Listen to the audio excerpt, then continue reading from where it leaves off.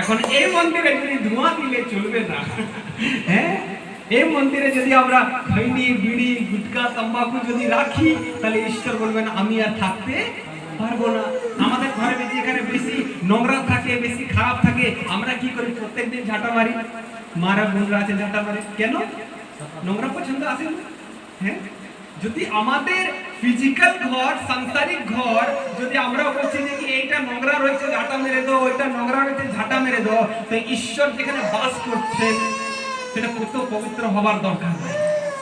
সেই জন্য যদি ঈশ্বরের আত্মা আমাদের জীবনে বাস করছে, আপনি যে এইটা হচ্ছে আসল মন্দির, আর এই মন্দির থেকে প্রত্যেকদিন কি হবে? স্তুতিরূপী বলিদান, আরাধনা, প্রার্থনা হবে। আর এই মন্দিরের ভিতরে কিছু অশুদ্ধ বস্তু প্রবেশ করতে পারবে না। হালেলুয়া, বুঝতে পারছেন? তো সেই জন্য যখন ঈশ্বরের আত্মা আমাদের জীবনে বাস করে, কবে?